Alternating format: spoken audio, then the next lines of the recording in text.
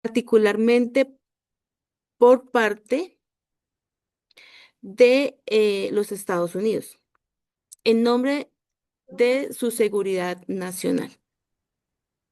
En América Latina, esta dinámica se expresa en la expansión de la frontera extractiva, la reprimización de nuestras economías, la vulneración de los territorios indígenas, campesinos y el debilitamiento de la soberanía energética. A esto se suman bloqueos, sanciones, presiones económicas e intervenciones directas o indirectas que profundizan la desigualdad y limitan los márgenes de autodeterminación de los pueblos. Eh, el objetivo de este espacio es sobre todo, bueno, por un lado, construir un diagnóstico situado sobre cómo se expresa hoy el extractivismo fósil en nuestros países y su vínculo con las disputas geopolíticas globales. Y por otro lado, dialogar sobre las luchas, experiencias, propuestas que ya se están construyendo hacia estos caminos de transición sobre la soberanía energética y la justicia social, más allá de un capitalismo verde y los marcos estatales tradicionales. Hoy contamos con la presencia de personas de varios países. Por Colombia está la compañera Susana Mohamed, politóloga y exministra de Medio Ambiente y Desarrollo Sostenible. Está también el compañero Gregorio Mejía de la Unión Sindical Obrera y del Congreso de los Pueblos. Por Argentina está el compañero Felipe Gutiérrez de Tierra para Vivir y Marabunda. Por Ecuador está el compañero Patricio Mesa del Frente Nacional Antiminero. Y por Venezuela, de la Unión Comunera, está la compañera Leonidis Díaz. Entonces, le vamos a dar un espacio para que nos saluden y se presenten así de manera rápida.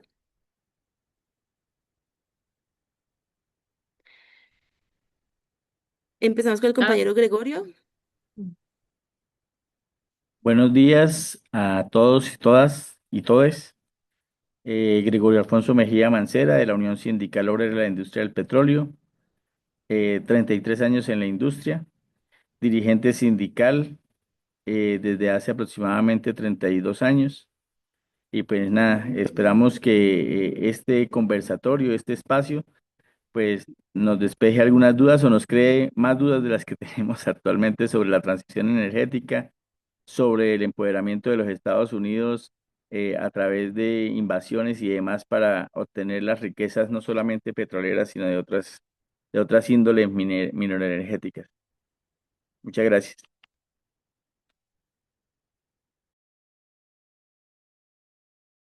Compañera Leonelis, bienvenida. saludos. Bueno, un gusto estar aquí en este espacio. Hoy estaré acompañándolo por la compañera Manuela Sánchez, que es también, bueno, de la organización de la Unión Comunera. Mi nombre es Leonelis Díaz, internacionalista y, bueno, militante del Frente Cultural de Izquierda y la Unión Comunera.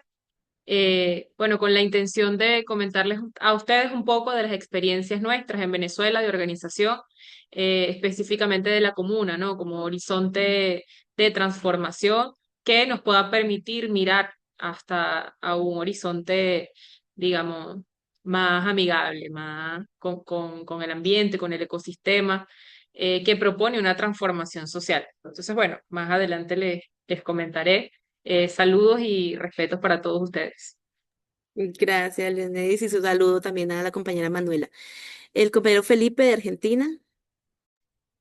Mari Mari Compuche, buenos días o buenas tardes, depende de dónde estén a todos. Mi nombre es Felipe Gutiérrez, soy parte de Tierra para Vivir, la organización, el Frente Socioambiental de Marabunta, que somos una organización política acá en Argentina, y les saludo en este momento desde el Love Quintriqueo, desde la comunidad Quintriqueo, una comunidad mapuche que es la Patagonia, en donde estamos reunidos también para un encuentro justamente para discutir cuestiones sobre ecología, anticapitalismo y la perspectiva ecosocialista, que es un poco también lo que venimos a traer a la conversación. Gracias, Rocío. Gracias, Felipe, a ti por acudir a este espacio tan importante para todos y todas. El compañero Patricio Mesa de Ecuador. Mm, Muy buenos días, buenas tardes con algunos, con algunas.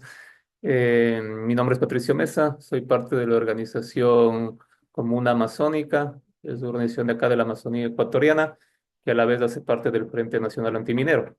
¿No? Estamos acá justamente para poder conversar con los demás compañeros sobre la situación de esta energía fósil, ¿no? Que se está dando acá en América Latina y esta transición, digamos, de energía hacia nuevas energías más limpias y cómo eso también pone en riesgo los territorios, ¿no? Entonces estamos acá para conversar un gusto y bueno, estamos con muchas ganas de poder empezar a hablar. Muchas gracias. Bueno, la compañera Susana tiene unos problemitas ahí para conectarse, le vamos a dar unos No, minutos, pero estoy mientras acá. tanto, ok, es como, ok, bienvenida compañera Susana y pues le damos el espacio para que se presente. Perdón, es que no sé si está funcionando la cámara ya. Hola a todos, buenos días. Es realmente un gusto estar acá y sobre todo compartir con experiencias que buscan ese horizonte postcapitalista y cómo podemos hacer esa transición en un mundo en donde masivamente billones de personas también dependen de un sistema económico impulsado por el capital fósil. Y creo que esa es la pregunta que quisiera aportar a este proceso. Así que muchas gracias por la invitación. Estamos en tiempo electoral en Colombia con un montón de líos horribles de no dejar que otro gobierno progresista avance desde todos lados. Entonces estaré un poco en movimiento. Me verán aquí, me verán en un carro, me verán allá, pero estaré conectada gracias también a la magia de la tecnología que tiene sus bendiciones y su lado oscuro también. Así que aquí estamos. Un abrazo. Muchas gracias, Susana. Y para esta primera ronda les proponemos reflexionar sobre el diagnóstico actual de sus territorios con la siguiente pregunta. ¿Cómo se expresa hoy el extractivismo fósil en sus paisajes, en sus países, perdón, y qué vínculos se identifican entre esas dinámicas nacionales y las disputas geopolíticas globales, en particular el rol que ha venido teniendo Estados Unidos en el control de la energía de cada uno de nuestros territorios? Me gustaría que la compañera Susana iniciara con esta respuesta, porque pues entendemos el momento político que estamos viviendo aquí en Colombia. Por eso me gustaría que su merced nos iniciara esta primera ronda. Muchas gracias.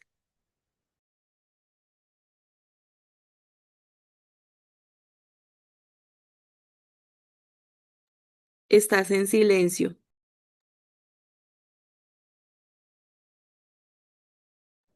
Perdón, que no encontraba cómo abrir el micrófono.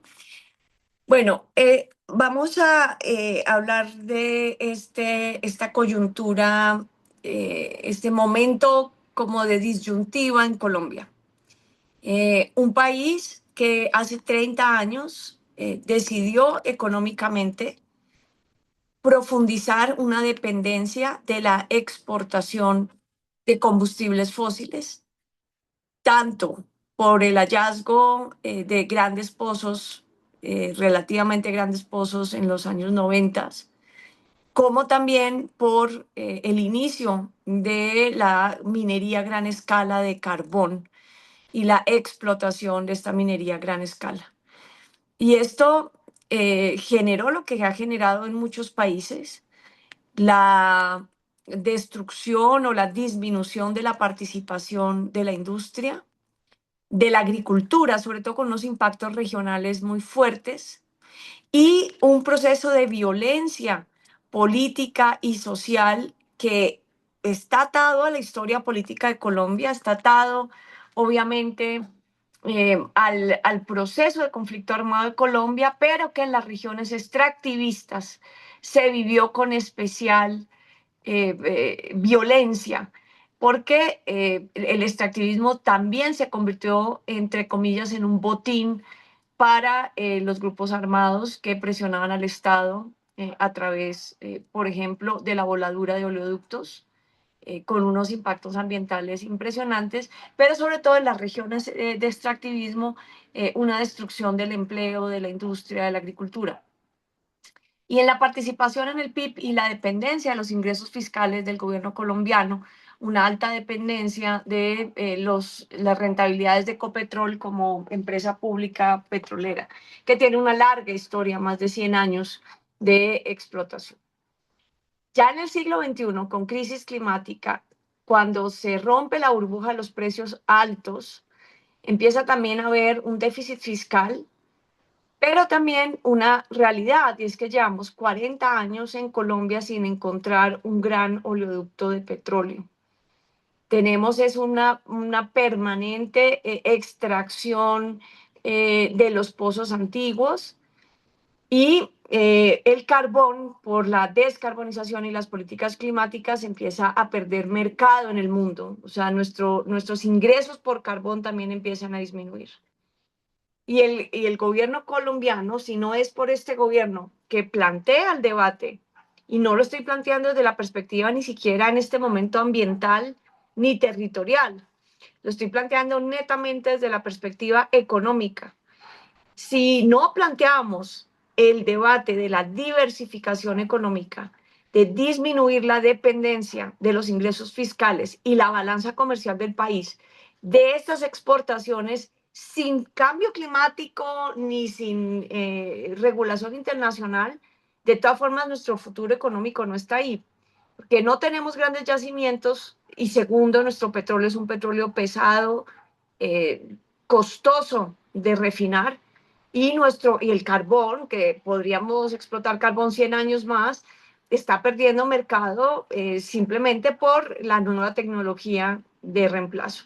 Así que los trabajos se empiezan a perder, la declive económica se ve para el carbón por lo menos en unos 12 años y el petróleo, Ecopetrol sigue proyectando que vayamos a mantener la misma lógica de explotación hacia el año 2050, cuando además tenemos responsabilidades climáticas. Mientras tanto, los efectos del cambio climático se profundizan cada vez más. Hoy tenemos un departamento entero absolutamente inundado y no hay capacidad de respuesta a los efectos climáticos.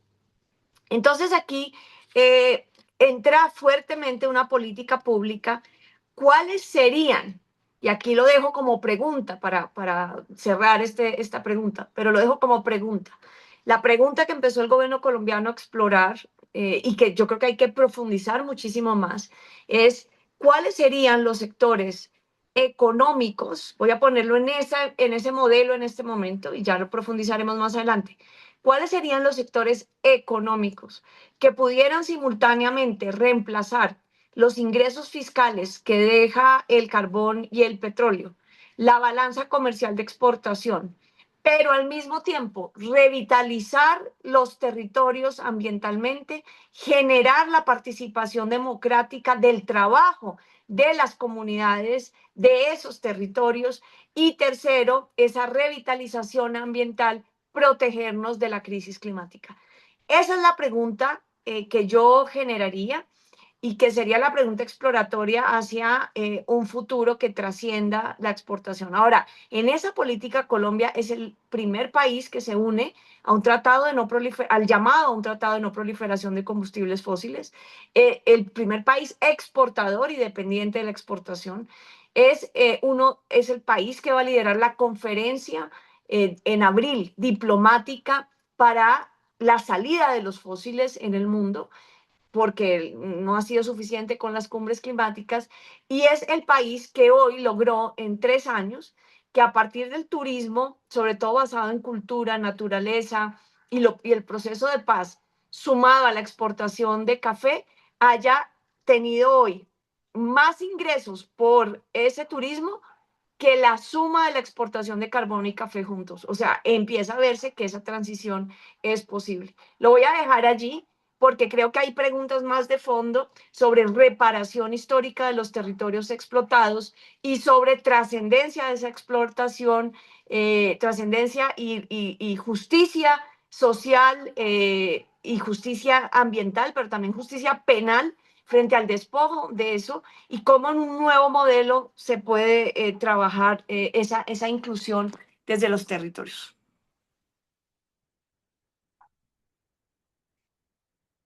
Gracias, Susana. Muchas gracias por dejarnos esta amplitud de cómo realmente se está viviendo en Colombia todo este proceso. Ahora le damos la palabra al compañero Gregorio Mejía de la USO con la misma pregunta.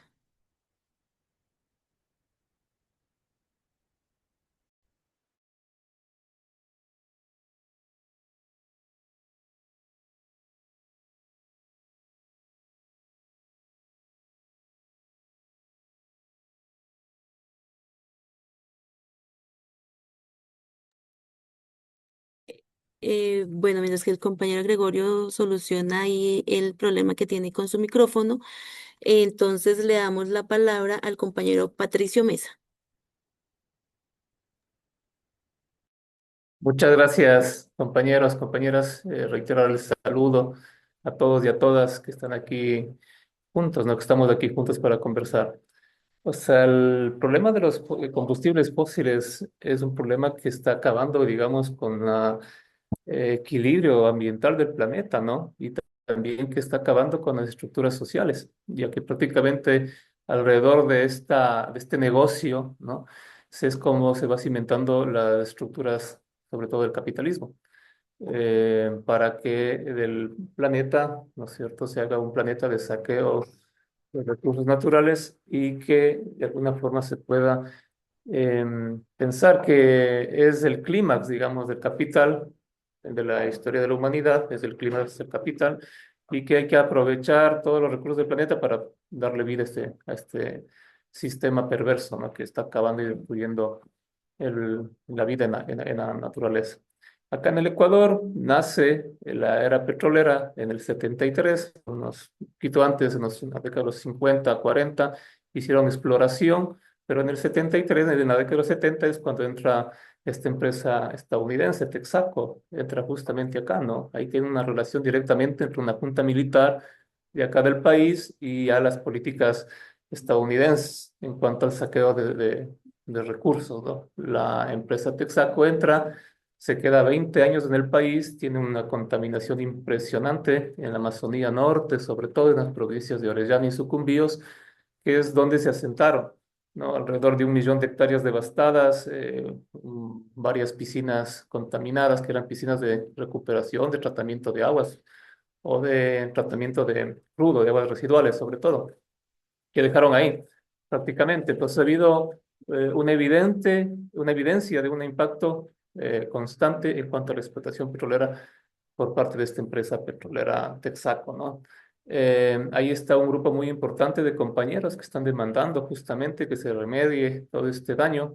El daño que dejó Texaco en el norte de la Amazonía ecuatoriana asciende alrededor de 9.000 millones de dólares. Es una cifra súper alta, ¿no? Es un impacto terrible. Y hoy, ¿no es cierto? Hace unos días, digamos así, salió una sentencia, digamos, de un arbitraje internacional, de un juzgado internacional, en donde le exige al Ecuador que por este cierre, ¿no es cierto?, por el grado de contaminación que se da en la década de los 90, a la empresa Texaco, que se le pide que salga por el margen inmenso de contaminación, que se pague, ¿no?, a la empresa, el Ecuador, por toda esta demanda que puso, estos daños causados, de 220 millones de dólares.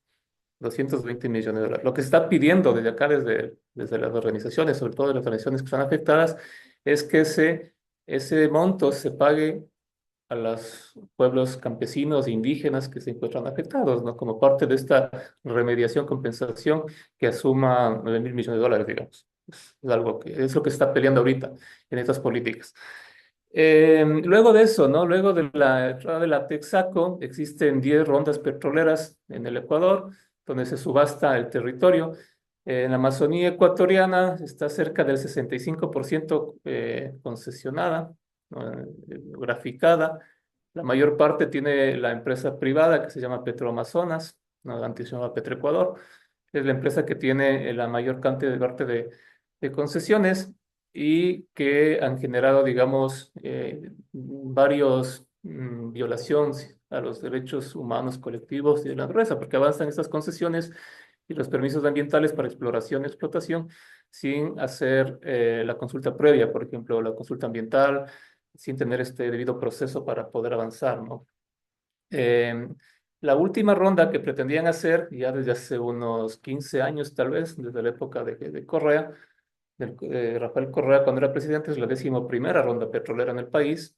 Esta ronda, lo que se pretendía era entregar concesiones en donde no existen aún la presencia de petróleo, ¿no? Incluso para que exploren, ¿no? Esto es el centro, ¿no? El centro sur, perdón, de la Amazonía ecuatoriana, ¿no? Las provincias de Pastaza, sobre todo, y Morona, Santiago. Se llamaba la 11ª ronda petrolera. Por la presión social y por la lucha que se da en las calles, sobre todo aquí hay una lucha muy particular en el 2013 por parte de las compañeras, las mujeres amazónicas, compañeras de acá de la Amazonía, se logra frenar esta 11ª ronda petrolera, ¿no? Que no se da. Y así se ha ido luchando e impidiendo que avance la frontera petrolera, que es terrible, ¿no? Que está pretendiendo acabar, como digo, con el 65% de la Amazonía ecuatoriana, ¿no? Y eso ¿no? Eh, Se ha logrado frenar. Hoy, en los últimos tiempos, ¿no? El gobierno de Noboa tiene otra estrategia y ha dividido esta ronda, esta 11ª ronda, ¿no? En dos rondas más. Una que se llama la ronda subandina y otra que se llama la ronda suroriente. Son dos rondas. La subandina es una ronda que pretende reactivar campos que fueron entregados en varios años, no sé, unos 30 años tal vez, y que por la lucha social se han ido parando. Piensa reactivar estos campos, ¿no? Estos bloques sobre todo, que están en provincias del Napo y Pastaza, en la Amazonía Alta, que está ya linderando con la cordillera de los Andes, por eso se llama subandina. Y ha pretendido, ¿no es cierto?, que estos territorios, en su mayoría son indígenas, ¿no?, sean parte de esta, o sean destinados, digamos, a esta nueva forma de ordenamiento territorial que sería dedicados a la industria petrolera, donde no existe aún petróleo, ¿no? Entonces pretenden ampliar. Esto está ligado justamente a la demanda de petróleo que existe en el mundo, está claro, ¿no? Recientemente la canciller se fue a Estados Unidos, firmaron un convenio para poder, entre otras cosas, además de entregar minerales, que fue lo esencial, tema minero, pero también el tema petrolero, ¿no? Nuestro principal comprador, digamos, de petróleo es los Estados Unidos. O sea, casi todo el petróleo que se va a la exportación se va a California, Estados Unidos, ¿no? Aquí en el país se queda muy poco para poder refinarlo y consumir internamente, que no abastece, digamos, lo que queda en el país para el consumo interno, que nos toca nuevamente importar gasolina para, que cubra el déficit, ¿no es cierto? Entonces, es un tema complejo que está latente ahorita, ¿no es cierto? Está latente con esta ronda subandina. Existe el interés de acabar con estas cordilleras, ¿no? Porque todavía son cordilleras, digamos, y la transición hacia la Amazonía, que técnicamente se llaman ecotonos, desde agua, por ejemplo, ¿no? Ahí todavía existen lugares prístinos y sobre todo está dentro del Sistema Nacional de Áreas Protegidas, que la mayor parte de esta cordillera oriental, donde se pretende hacer entregar estos campos petroleros, estos pozos, estos bloques petroleros, se encuentran en áreas protegidas. Entonces vemos cómo va avanzando esta política de destrucción, ¿no? Ya tenemos la experiencia del norte, como decía, cerca de 1 millón de hectáreas devastadas, contaminaciones en todo nivel, agua, suelos, ¿no es cierto? En personas tenemos los índices más altos de cáncer ahí en el norte del Ecuador y quieren repetir lo mismo hacia otra forma de relacionarnos.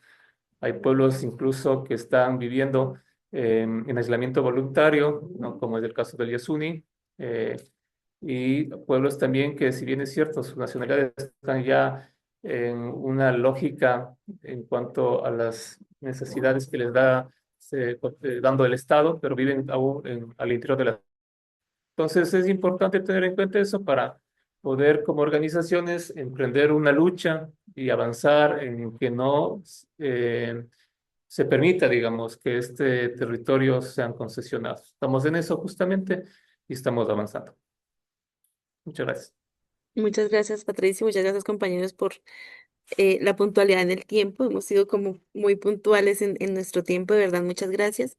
Y ahora revisemos si el compañero Gregorio Mejía ya pudo solucionar tus problemas con el micrófono. Y muchas gracias. Bueno, Nosotros, como Colombia, nuestra organización sindical, que fue un sindicato que se creó en 1923, precisamente a raíz del inicio de la entrega de concesiones, la entrega de la concesión de mares y la concesión barco, eh, con la Tropical Oil Company, ¿sí? Lo que hoy se conoce en el mundo como ExxonMobil. Esa fue la primera empresa que vino a explotar el petróleo colombiano y pues nosotros como organización sindical que nacimos en 1923 logramos la nacionalización, entre comillas, del petróleo y logramos que a través de una huelga en 1948 se creara la empresa colombiana de petróleos, la cual inició a partir de 1951.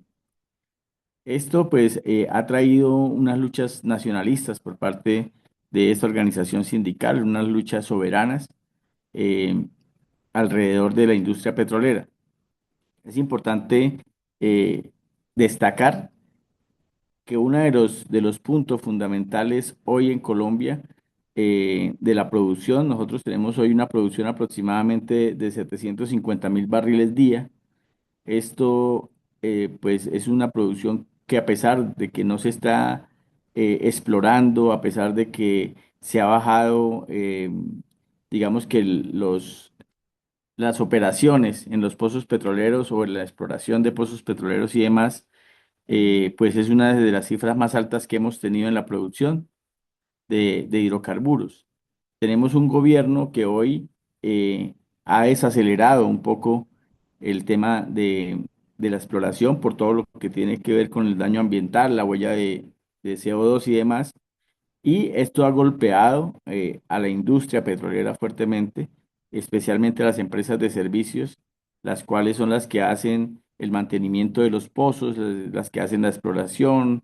Y esto, pues, empresas norteamericanas, empresas europeas, algunas. Tenemos el caso, por ejemplo, de Schlumberger, la cual ha venido reduciendo sus operaciones en el país drásticamente.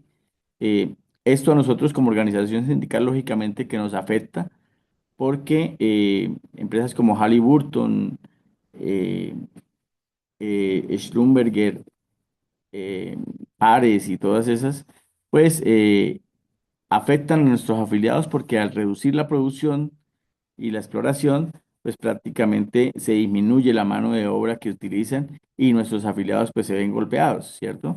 Pero eso nos ha generado a nosotros una división interna dentro del sindicato de los que no solamente están por una exploración nuevamente, eh, sin importar el tema ambiental, sino que además eh, pues están promoviendo el fracking, ¿sí? Promoviendo el fracking, cosa que pues para nosotros es una postura ilógica en este momento, producir que unas empresas extranjeras vengan a hacer fracking en Colombia, porque primero económicamente no es viable. Y no es viable porque la producción de un barril de petróleo por fracking está sobre los $50 y el mercado hoy, digamos que un barril de Brent, si está en $60, hay que restarle $10 para la compra o la venta de un barril producido por fracking. Son $10 menos que vale y pues eso no nos daría un tema económico viable. Segundo, el pretexto que utiliza esta fracción del sindicato es que se van a acabar los empleos de la industria y por ende los afiliados. Sin embargo, pues la producción con fracking utiliza mucho menos trabajadores que la producción convencional, que es la que nosotros hacemos en Colombia. Por otra parte, pues en Colombia está prohibido hacer el fracking. Entonces, esto es solamente, creemos nosotros que es un pretexto eh, de estos, de estos representantes de la organización para esconder la falta de realmente buscar alternativas de una transición real. Y cuando hablamos de una transición real, es precisamente porque lo hemos visto con el carbón. Si bien es cierto, hay una moratoria hasta el 2032 para la venta de carbón. En Colombia, pues ya hay empresas que han abandonado, como Prodeco, abandonó las minas del carbón en el Cesar, pero nosotros sí le hacemos un llamado y le hemos hecho un llamado al gobierno, que la transición no puede ser solamente en las fuentes, sino que debe haber una transición completa y una transición completa más allá de los niveles de explotación de multinacionales y demás. Debemos hacer una transición cultural, una transición laboral y una transición en los territorios. Creemos que hoy el Cesar sufre una crisis y sufre una crisis precisamente porque su única fuente o una de las principales fuentes, no la única, sino una de las principales fuentes de ingresos, pues era el carbón. Y al ser abandonadas las minas de una forma inesperada y no prepararnos, porque eso es parte también de las comunidades, no solamente del gobierno, porque pensamos que el carbón iba a ser eterno y que el mercado no iba a caer. Y lo que dice Susana es cierto, el problema de la explotación de carbón hoy es que no se está vendiendo, por eso Prodeco abandonó las minas del Cesar y esto nos lleva a reflexionar nosotros como trabajadores petroleros si seguimos diciendo que debemos continuar con la producción de petróleo o la exploración de petróleo a toda costa, o si nos damos la oportunidad de hacer una transición en estos momentos que todavía tenemos los ingresos petroleros y no esperar a cuando ya no se esté vendiendo este petróleo. Por eso nosotros hemos venido insistiendo en que eh, debemos continuar, lógicamente, en algunos aspectos, en los campos maduros que tenemos hoy, que se siga haciendo el mantenimiento, primero porque esto evita que se contamine más y segundo porque esto puede obtenerse los recursos necesarios para una transición. Nosotros creemos que la transición no debe ser solamente de paneles solares, hay otras alternativas y creo que más adelante pues vamos a desarrollar cuáles son las alternativas que hoy se está trabajando en Colombia y que precisamente en el marco de la COP que hicimos el encuentro en Brasil, nosotros como pueblos contra el extractivismo evidenciamos que con este gobierno Colombia hoy ha puesto una pauta en Latinoamérica porque discusiones que se daban por el sindicato de Petrobras y por otras organizaciones en Brasil, precisamente se estaban dando aquí en Colombia hace años y que ya hoy la hemos superado. Yo creo que vamos unos 3 o 4 años adelantados sobre temas de transición energética y sobre la explotación petrolera. Gracias. Gracias a usted, compañero Gregorio, por este análisis y por contarnos toda esta disputa interna que hay también dentro de nuestra organización. Vamos a darle el paso a la compañera Leonelis Díaz de Venezuela. Bienvenida, compañera. Muchas gracias, Eddie. Bueno, reiterar el saludo, ¿no? Desde Venezuela, que está todo un pueblo aguerrido, ¿no? Que bueno, que apuesta a una transformación social, ¿no? Política, eh, que apuesta bueno, integrar, ¿no? Diferentes modelos en el territorio, eh, y a partir de allí, bueno, plantearnos un horizonte de transición. Esperamos que ese horizonte de transición eh, sea energético también, ¿no? Apostamos a eso. Eh, pero bueno, en principio avanzamos con la organización social, sobre todo de nuestros territorios, y una profunda politización, porque es necesaria, bueno, la conciencia de toda nuestra gente para entender el punto de partida del territorio en el que están y, bueno, a partir de allí, que plantearnos, ¿no? Esta pregunta, cómo se expresa el rol del extractivismo? Bueno, no es un secreto que Venezuela ha sido extrema o estructuralmente dependiente, ¿no? De la extracción petrolera, principalmente, pero también de, otro, de otros recursos de la tierra, como el oro, los minerales, hierro, diamantes, gas, ¿no? Entonces, digamos, las tierras venezolanas han sido favorecidas con muchos recursos y minerales estratégicos en este momento y ha determinado de alguna forma la cultura y la identidad venezolana. Eso primero está, eh, digamos, caracterizado porque es precisamente Estados Unidos quien aproximadamente en el siglo XIX y XX inicia como con unas exploraciones petroleras, influencia, digamos, la exploración petrolera en Venezuela. Y y determina que en el 70 nosotros iniciemos, digamos, con una primera experiencia que fue la petrolera del Táchira, la extracción petrolera a nivel de compañías, ¿no? Entonces, en los años 70, tal cual como estaba escuchando el compañero Gregorio y al compañero que antecedió, creo que Felipe o el otro compañero, que bueno, que en los 70 digamos, en América Latina se inicia con más fuerza este proceso de extracción, en principio del hidrocarburo petróleo, ¿no? Pero continúa con gas y el resto de recursos aprovechables. Entonces, en el 70 digamos, es donde se inicia esto que Susana mencionaba, ¿no? Como la cultura extractivista y petrolera de nuestros países.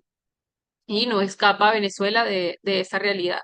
Entonces, a partir de allí, nosotros generamos una dinámica y una lógica de dependencia a esta extracción, pues bueno, es lo que resultaba más rentable y de alguna forma atrajo todas las inversiones extranjeras eh, de compañías petroleras como la Chevron y Shell en un instante, en un principio, ¿no? Entonces,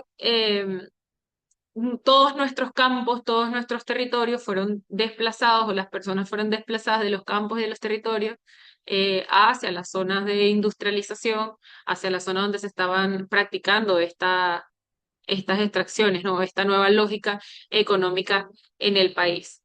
Y bueno, inevitablemente introduce a Venezuela como en esta discusión geopolítica sobre los recursos. Siempre en los 70, donde también se crea la OPEP, precisamente se hacen estas exploraciones y diagnósticos de reservas petroleras y bueno, resultante nuestro país como uno de los países con las reservas más grandes de petróleo.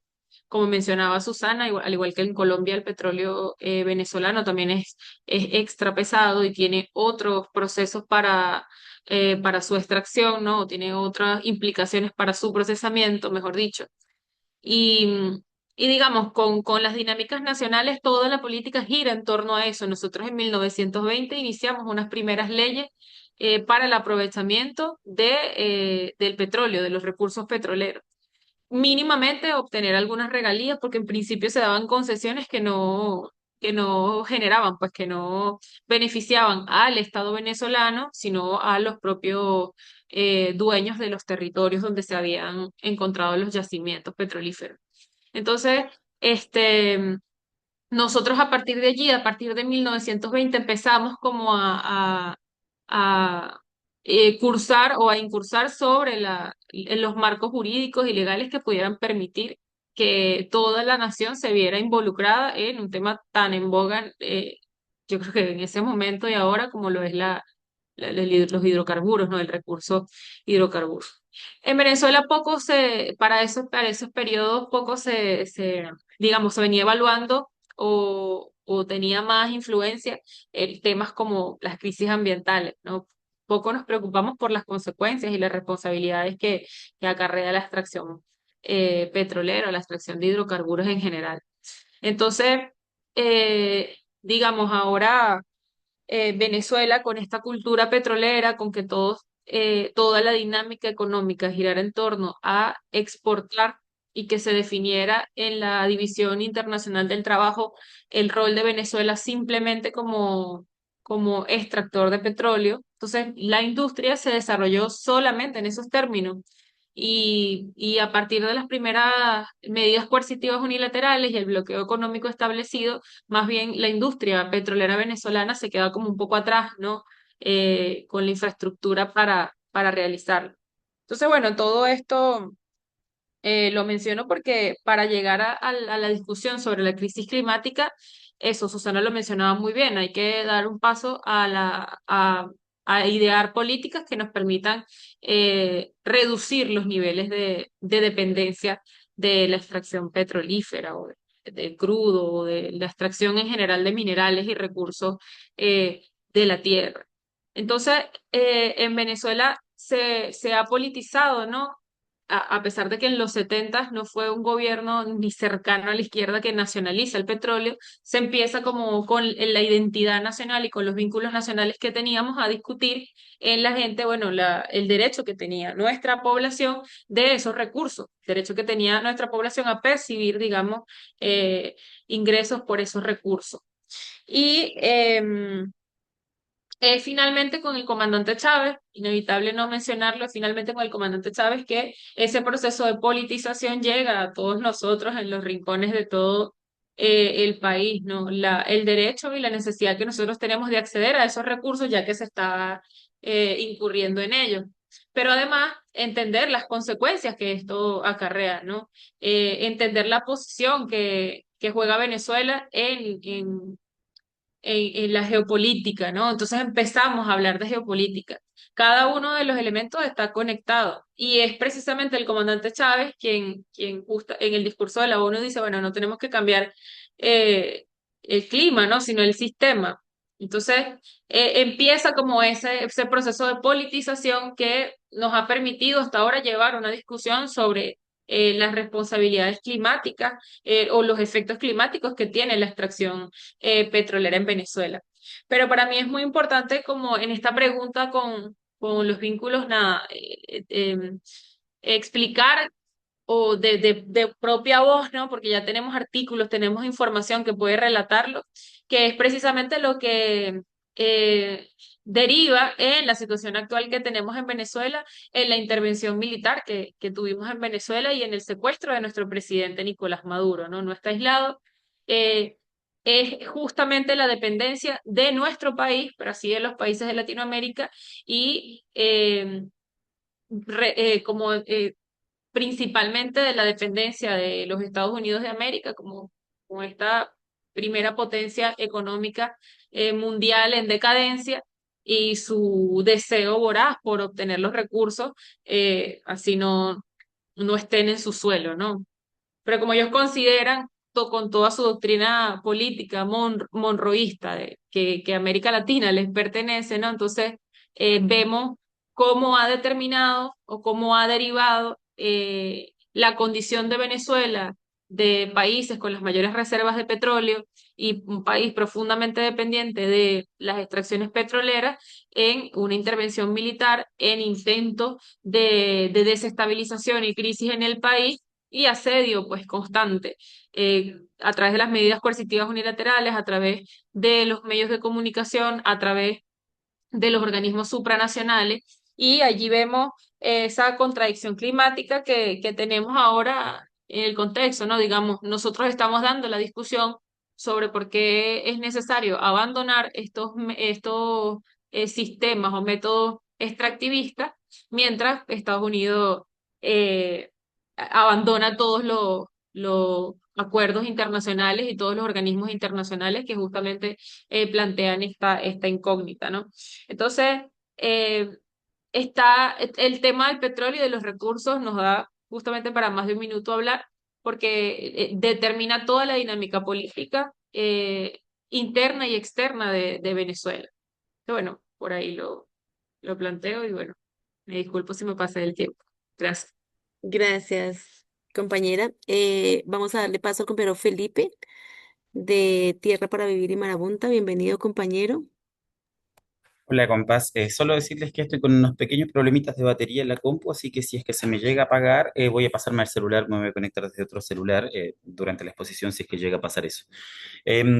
Solo para dialogar un poquito con lo que contaba Patricio hace un ratito atrás, cuando Chevron recibe la condena en Ecuador, que es la condena ambiental más grande de la historia, de civil, digamos, del número más alto de la historia, se transforma en un prófugo internacional Chevron. Y dentro de los países a donde se va es Argentina. Acá se inicia un proceso de tratar de cobrar los activos a partir de los activos que tenía Chevron acá, para poder pagar esa deuda que tenía en Ecuador. Se le hizo un embargo a Chevron, eso llegó hasta la Corte Suprema el año 2012, y a instancias del gobierno nacional de la época, el gobierno de Cristina Fernández, un gobierno progresista, finalmente se le termina garantizando la impunidad a Chevron. Lo que dice la Corte Suprema es que Chevron Argentina no tiene nada que ver con Chevron Ecuador. Esta arquitectura de la impunidad que tienen las empresas transnacionales petroleras, mineras y muchas otras, ¿cierto? Que uno la puede ver en casos tan palpables. ¿Por qué vino Chevron acá? Porque fue el socio comercial fundamental para el inicio de la explotación de Vaca Muerta, que es un megaproyecto de fracking, ¿cierto? De explotación no convencional, que es uno de los lugares centrales de la explotación de este estilo, ¿no? De este tipo que estoy diciendo, que es los no convencionales. Voy a volver sobre eso en un momento, pero quiero marcar una cosa que a veces, como nos vamos mucho de repente en los casos nacionales y en la cuestión petrolera más fina, nos olvidamos a veces de pensar, que tiene que ver con la importancia que tiene la energía para este o para cualquier modelo económico. La energía es la base de cualquier modelo productivo, entonces discutir la forma en que se extrae, pero también de cómo se distribuye la energía, es decir, cómo consumimos la energía, es fundamental para discutir el modelo en el que vivimos. Esto va a ser muy importante para lo que vamos a estar hablando después, que tiene que ver con cómo nos organizamos.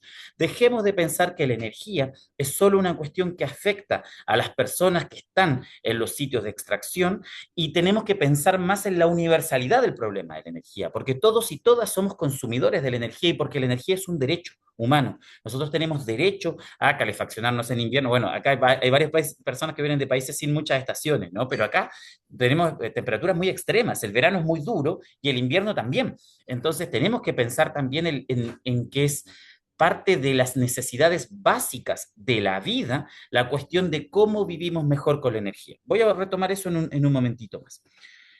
En Argentina tenemos un 90% de consumo de combustibles fósiles. De toda la energía que se consume, el 90% son fósiles.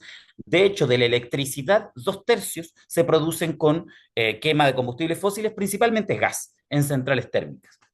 Es decir, que si alguien tiene un vehículo eléctrico, por ejemplo, que desde ya les digo que es un millonario, porque no es algo común en Argentina, esa persona también está consumiendo fósiles, solo que a través de la forma de electricidad. Esto es un problema histórico que tenemos en la Argentina, que tiene que ver con que todo el modelo energético se hizo en función de los fósiles. Primero el petróleo y el carbón, menos, sobre todo el petróleo, y luego el gas. En Argentina hemos vivido sucesivas transiciones energéticas, y esto es importante pensarlo para discutir la transición energética actual. Primero, que hoy las energías renovables no cubren el 2% del sistema, es decir, son completamente marginales. Segundo, que el modelo de energías renovables fue un modelo privatizador. Fue una forma de introducir nuevas empresas durante un gobierno liberal que hubo a finales de la década pasada de Mauricio Macri.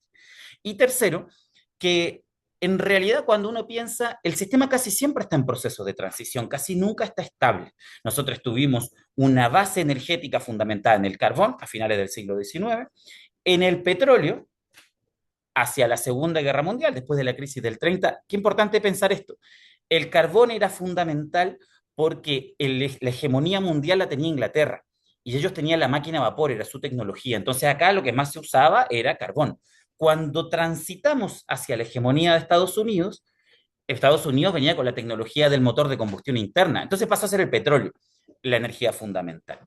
Y después en la Argentina, por sus propios recursos, a partir de la segunda mitad del siglo XX, hace una transición muy fuerte hacia el gas.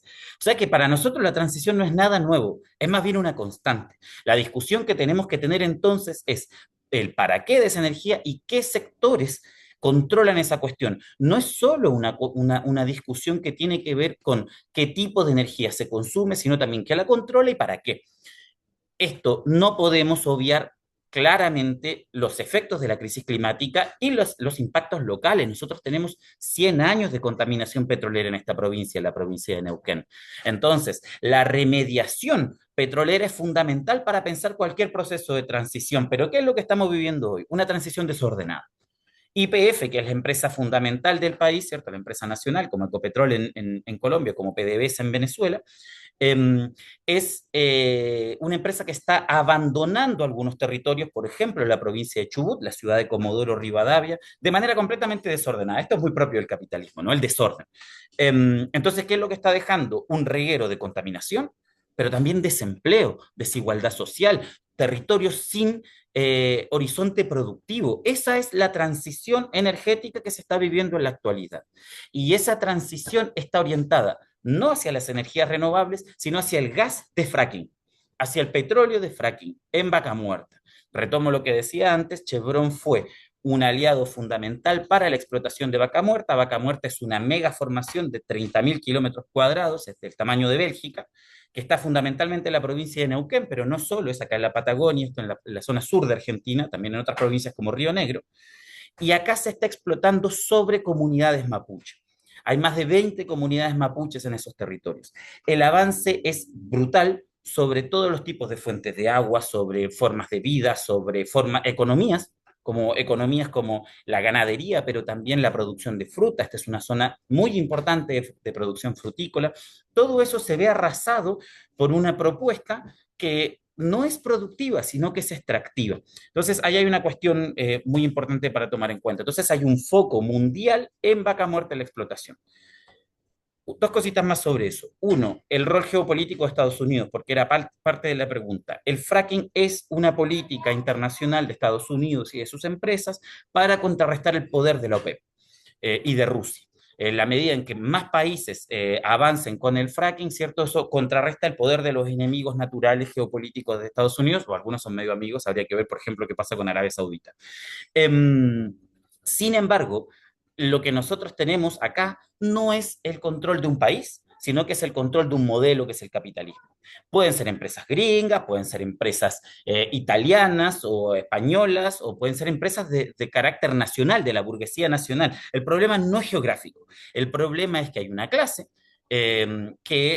empresarial, que es la que controla la explotación de la energía, que vuelvo sobre lo anterior, es un derecho humano y por tanto un bien común. Entonces ahí me parece que tenemos que ubicar la discusión. Y una última cosa es el intento de avance sobre nuevas fronteras, que es algo muy importante también, en particular en el mar. Acá ha habido campañas exploratorias muy importantes en el mar argentino, también en la costa uruguaya. Es un proceso que ha generado una movilización social muy importante. Acá hay compañeras, por ejemplo, conectadas desde de la Asamblea de Uruguay, Mar de Libre Petroleras, también acá en Argentina, ¿cierto? Esto nos ha permitido un diálogo político, una movilización política, unos sujetos y sujetas políticas que nos organizamos en contra de el avance sobre nuevas fronteras.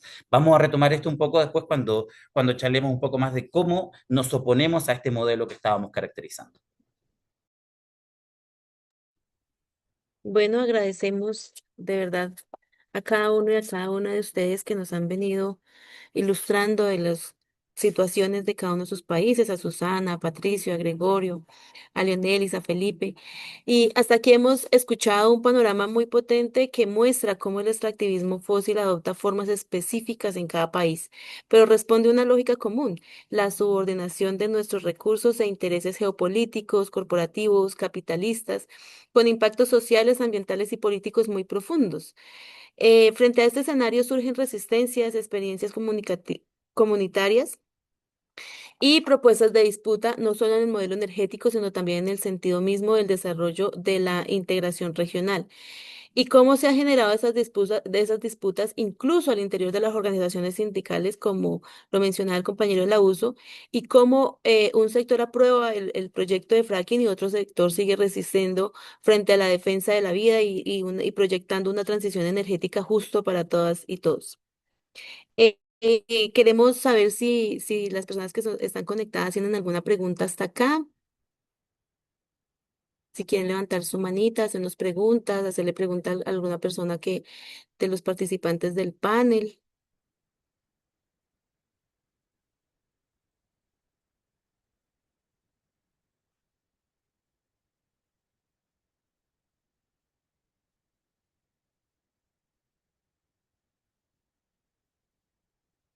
Bueno, al parecer, pues no hay preguntas, entonces vamos a continuar con nuestro segundo momento.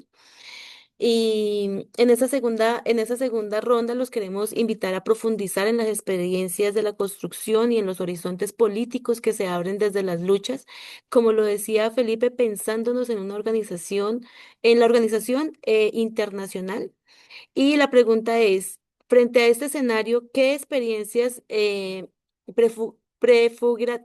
prefigurativas, perdón, propuestas o luchas antiextractivistas existen en sus territorios y cómo podemos construir una agenda de soberanía energética y articulación regional desde nuestra América más allá de los marcos estatales y del capitalismo verde. Volvemos a iniciar con la compañera Susana. Gracias, ya estoy acá en el carro, pero los he estado escuchando con muchísima atención, súper interesante todas las experiencias, intervenciones. Yo quisiera reiterar, digamos, como para también entrar un poquito en discusión con los compañeros del panel, digamos, apoyar el punto de Gregorio sobre la necesidad de la transición completa. ¿Esto qué implica? La transición que cambia el modelo cultural. Y ahí también estoy muy de acuerdo con Gregorio en el sentido que este capitalismo impulsado por combustibles fósiles es una particularidad económica e histórica que crea una lógica cultural, una lógica social, una lógica que permea todo. No es simplemente el cambio de una tecnología por otra.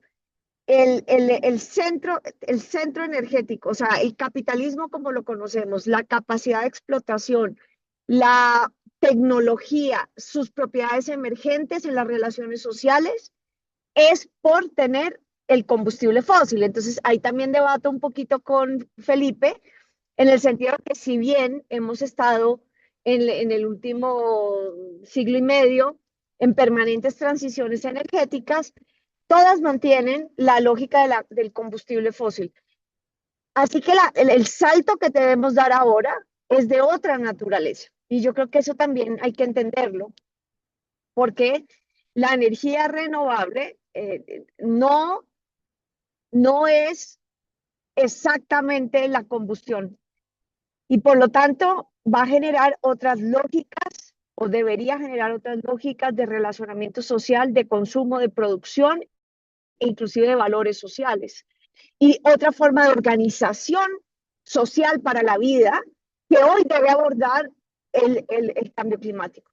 Entonces, hablando de las resistencias, cuando hicimos la COP16 en Colombia de biodiversidad, para mí fue una propiedad emergente esa convocatoria porque dimensionó la diversidad cultural y biológica, o sea, la biodiversidad de un país como Colombia, como una de sus fuentes de transición. ¿Y por qué digo esto? Porque para mí fue, vamos a usar una palabra, en realidad, y lo tengo que decir así, fue alucinante en un punto específico que fue Cali, ver reunida esa diversidad, esa diversidad cultural que implica un entendimiento de la vida que es diferente a la lógica del capital impulsado por combustibles fósiles, que no está del todo atado a esos valores consumistas, a esos valores de la producción, que tiene en sí mismo otros valores que lo guían, otros paisajes, que no es el paisaje de la ciudad urbana moderna, que no es la forma de vida específica. El segundo atributo es la diversidad de experiencias, de economías propias y de formas de vida propia que al final, ¿qué hacen? Reproducir la vida y reproducirla en una forma que reproduce la vida, no lo que tenemos hoy, que es un sistema que sistemáticamente reproduce la muerte de los ecosistemas, reproduce el despojo, reproduce la muerte de comunidades, reproduce la homogenización y la muerte de la diversidad cultural. Entonces, allí América del Sur, América Latina, tienen un activo que no tienen tanto otros lugares del mundo. Esa multitudinaria diversidad, esa capacidad de conocimientos, de concebir la vida de muchas formas, ya son señales de una lógica poscapitalista porque viene de atrás. Y los procesos de resistencia y lucha social que han sostenido que esa diversidad se mantenga. Porque proyectos homogenizantes, imperialistas, colonialistas, pues han estado permanentemente. Así que esa capacidad del híbrido, esa capacidad cultural es un activo fundamental.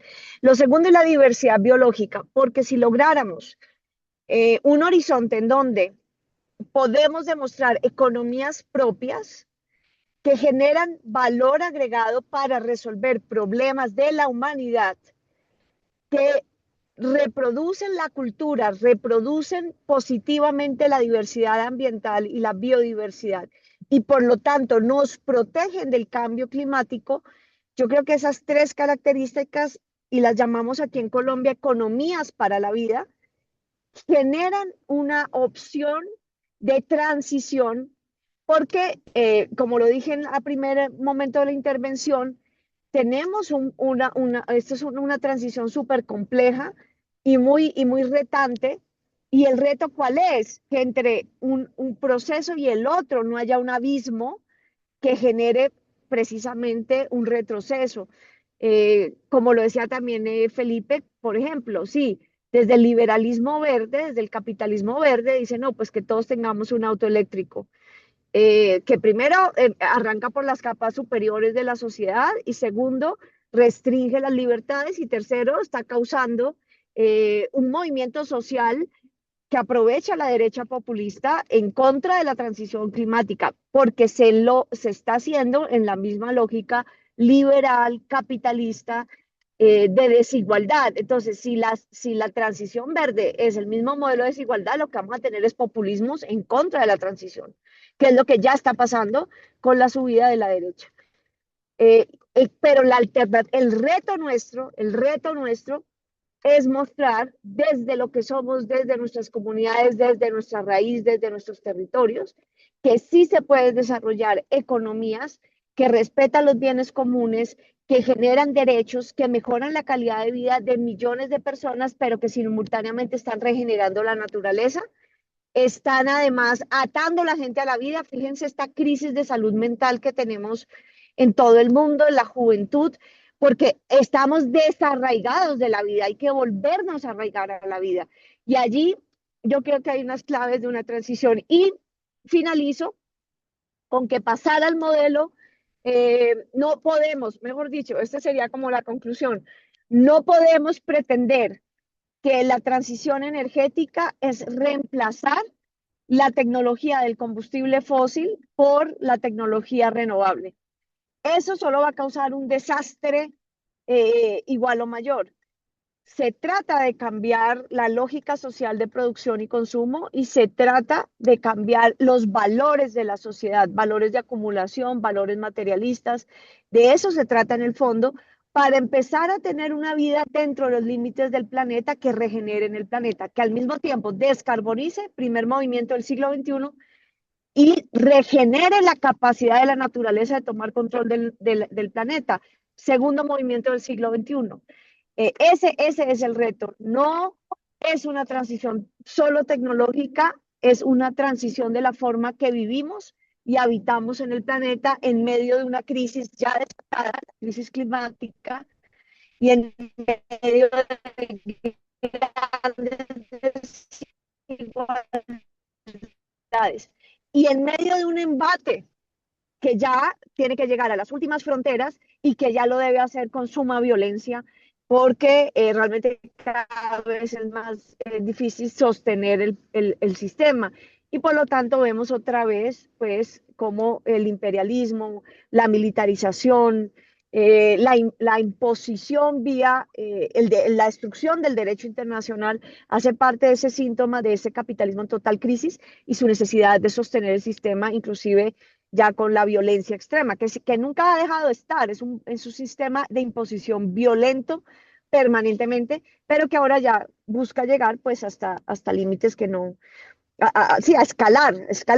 ¿Qué hay que hacer allí? Escalar la resistencia, escalar la diplomacia, escalar el derecho internacional, escalar la movilización, la organización social. En América Latina tenemos como, yo creo que hay un reto de la unidad de Sudamérica, lo estamos viendo ahorita con el régimen de Trump, políticamente la fragmentación, lo que nos cuesta, si no es solamente vía los gobiernos, toca vía la democracia y vía los pueblos.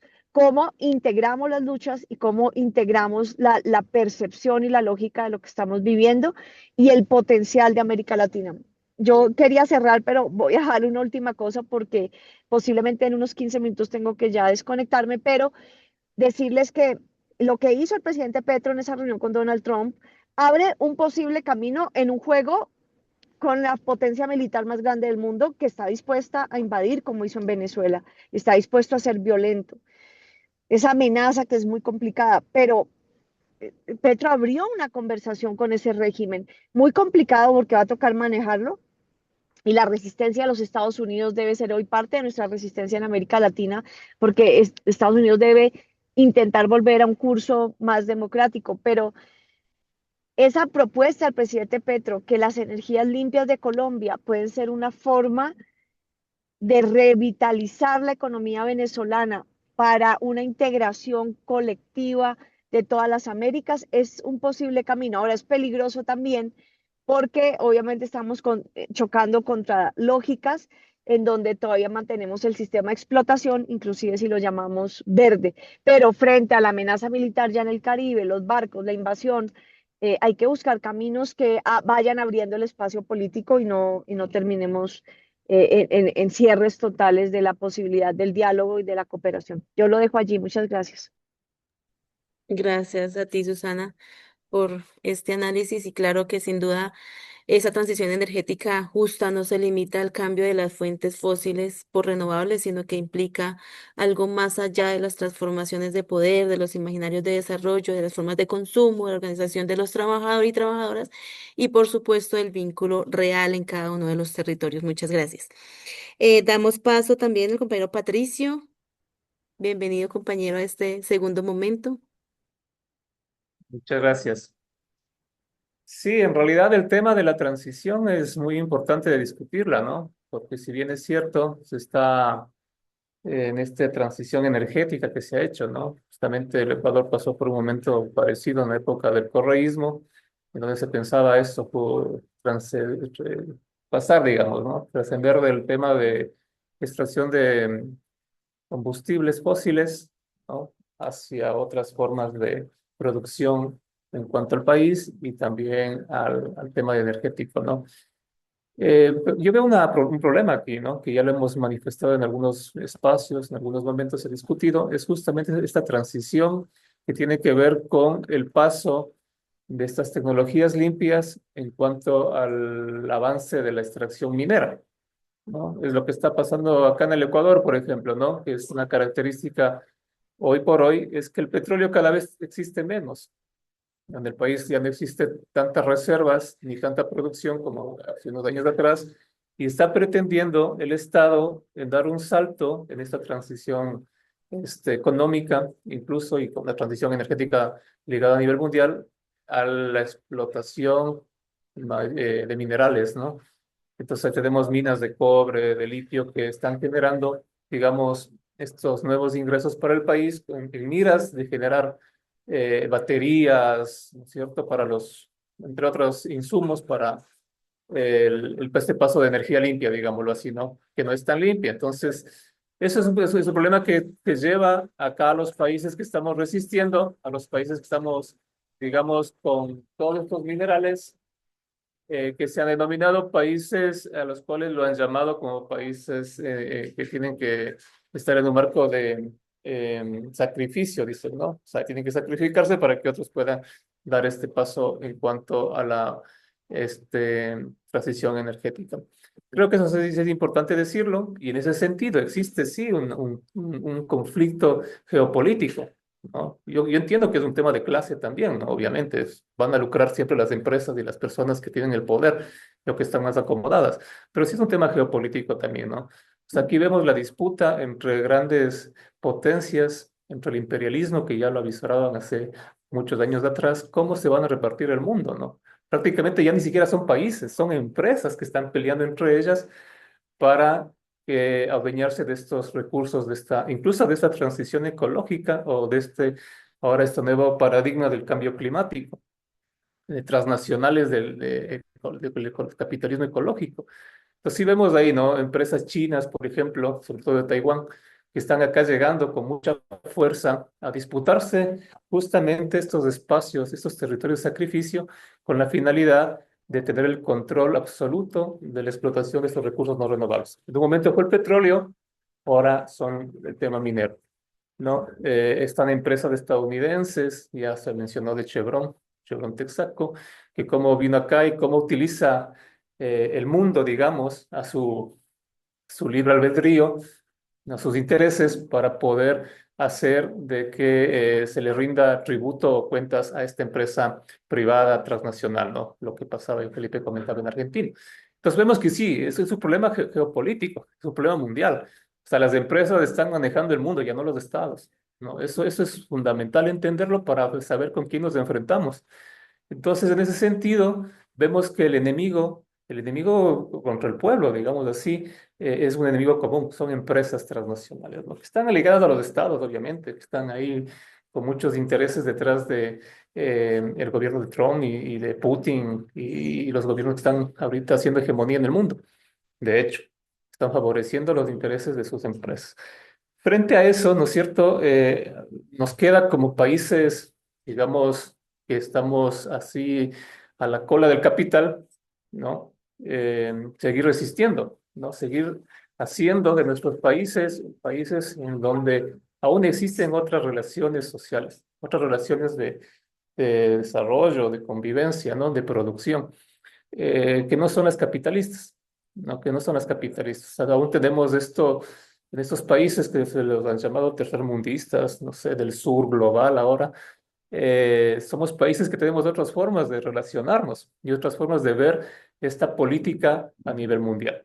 Tenemos que organizarnos, yo digo, hay que conformar alianzas fuertes a nivel internacional, así como hacen las empresas se juntan, ¿no? Se juntan en cámaras, ¿no? Hacen sus foros en vez en cuando y generan políticas que inciden en los gobiernos locales para avanzar. De igual forma se tiene que hacer lo nuestro, ¿no? Voy a poner dos ejemplos de una guerra que se dio acá en el Ecuador, una, pues, bueno, hace mucho tiempo atrás, que fue la guerra entre Ecuador y Perú, fue justamente por el petróleo, ¿no? Fue entre dos empresas petroleras, es entre Standard Oil y Shell, y la compañía Shell.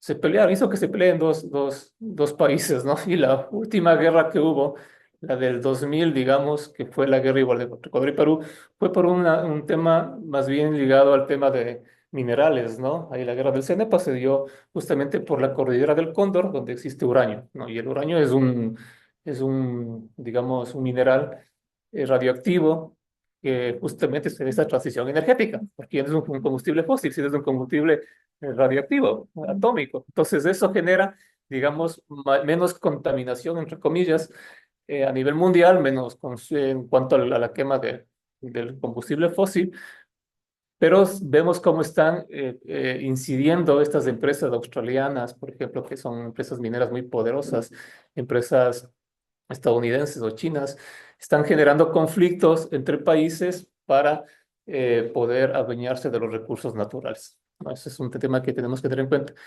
Hay que organizarnos, regreso a eso, ¿no? Acá ha sido una lucha constante, el Ecuador no ha permitido que se expanda la industria petrolera, ¿no? Como digo, desde la 10ª ronda petrolera que se da en el 2008 más o menos, 2010 más o menos, se da esta última ronda petrolera, y de ahí no han logrado avanzar, ¿no? Se ha resistido. Si se lograra avanzar, aquí hay unos datos que me gustaría ponerlos también.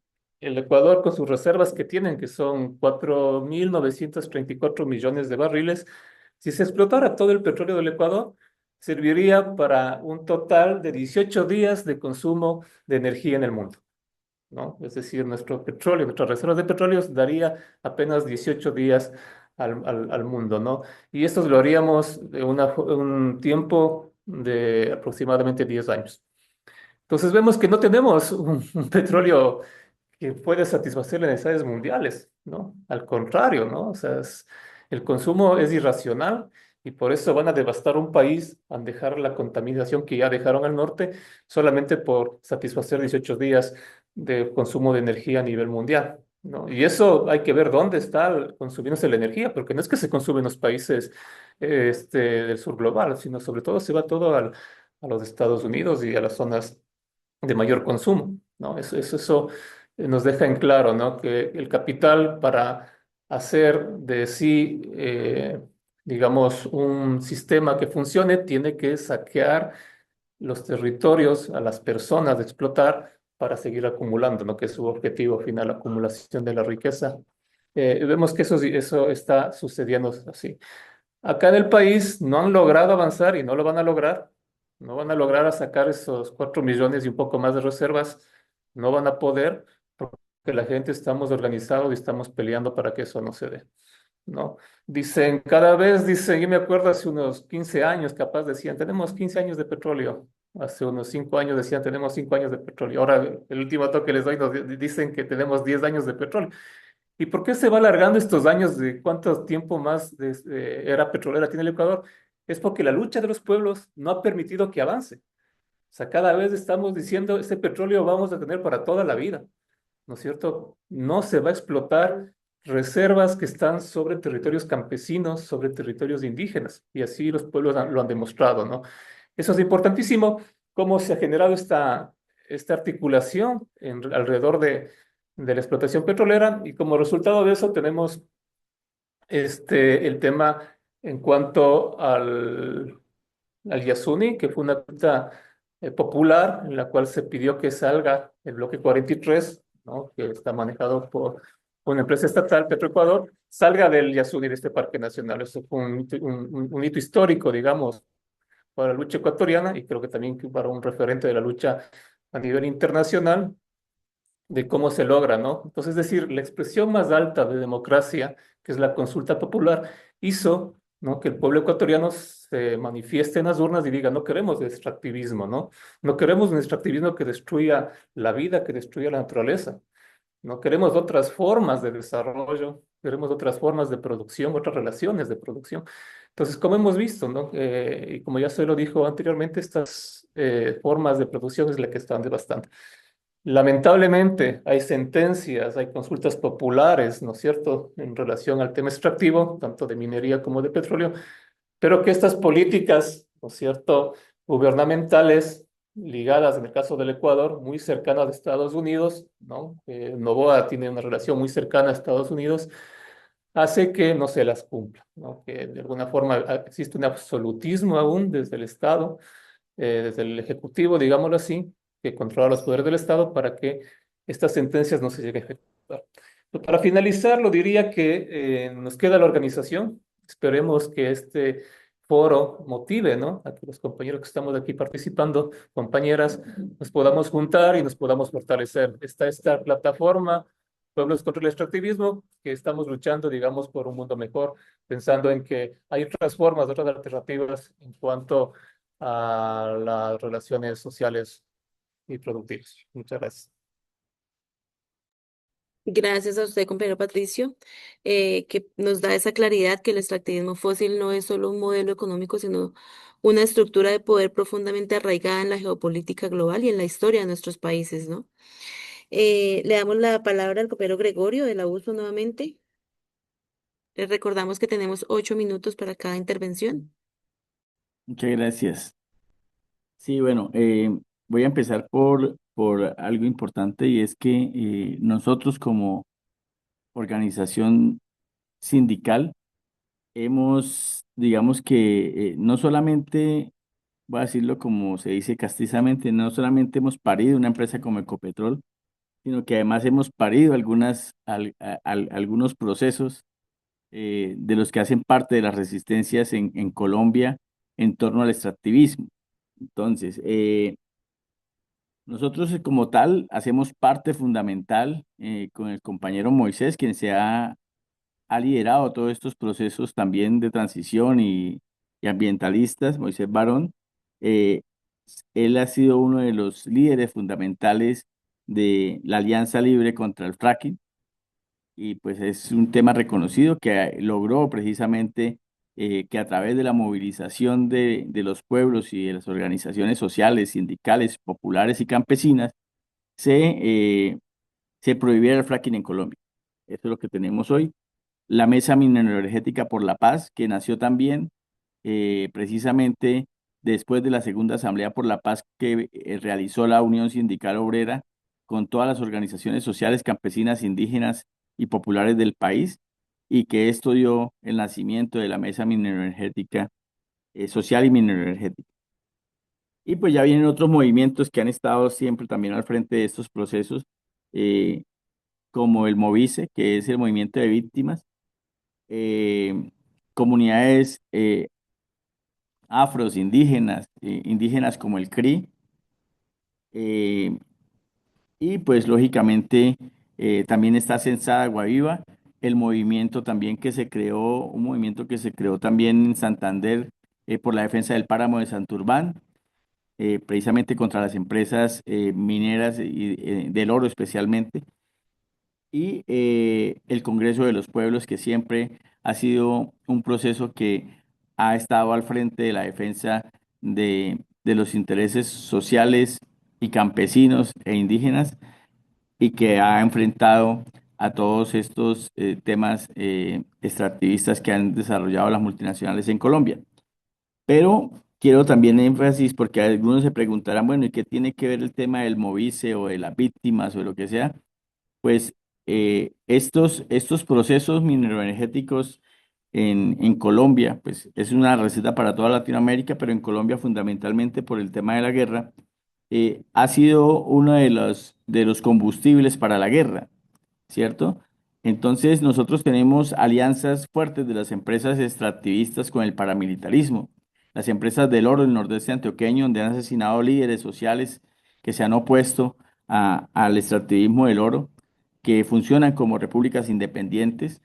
De ninguna persona colombiana puede acceder a esas instalaciones porque son zonas eh, prácticamente se consideran como si fueran unas embajadas, al igual que pasa con la Occidental, ahora ya no es Occidental, sino Sierra Col en Arauca, donde también funciona de la misma manera. Y esto ha llevado a crímenes incluso de Estado también por el patrocinio, porque a veces en Colombia durante mucho tiempo los ejércitos y la policía misma operaban como si fueran ejércitos privados, y pues las multinacionales les pagaban o les pagan todavía algunas multinacionales, algunos sectores para que les cuiden instalaciones, para que cuiden esto, pero especialmente hay una empresa, por ejemplo, la BP, que salió de Colombia después de haber sido condenada en Inglaterra por nexos con el paramilitarismo en Colombia. En la JEP, la Justicia Especial para la Paz, han salido otras empresas, incluida Ecopetrol, como patrocinadores del paramilitarismo en Colombia.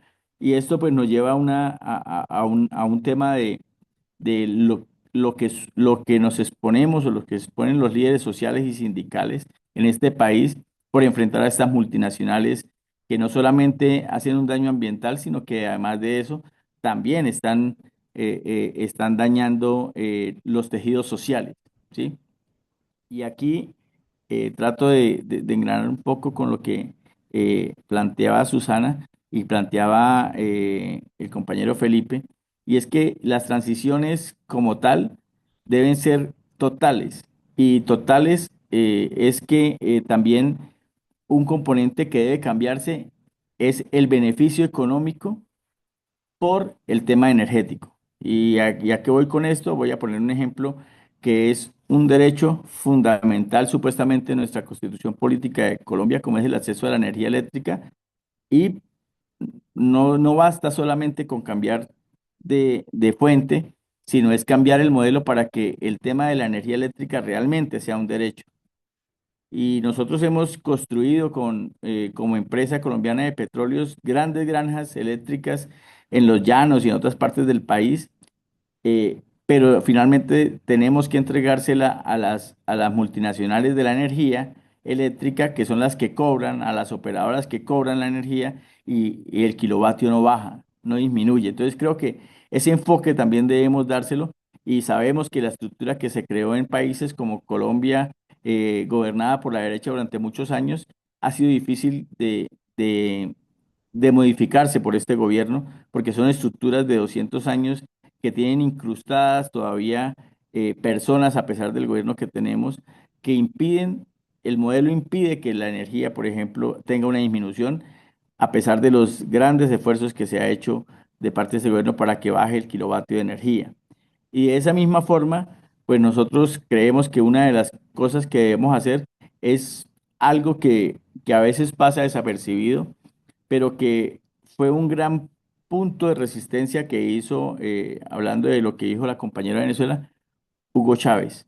Y es el tema del ALBA, porque el ALCA era precisamente la extracción de todos los recursos de Latinoamérica para los Estados Unidos y el ALBA frenó en cierta forma toda esa estrategia que se tenía, por lo menos la retrasó un tiempo y creemos que debemos hacer es unas redes de pueblos hermanos.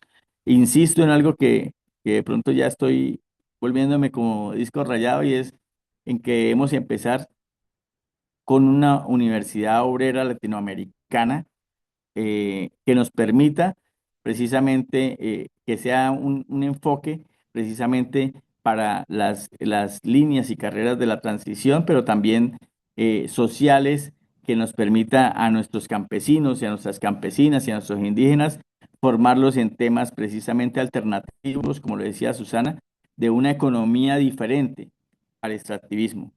Y aquí hay una disonancia y es que nosotros hoy somos pioneros en este gobierno de el encuentro del hidrógeno blanco, ¿sí?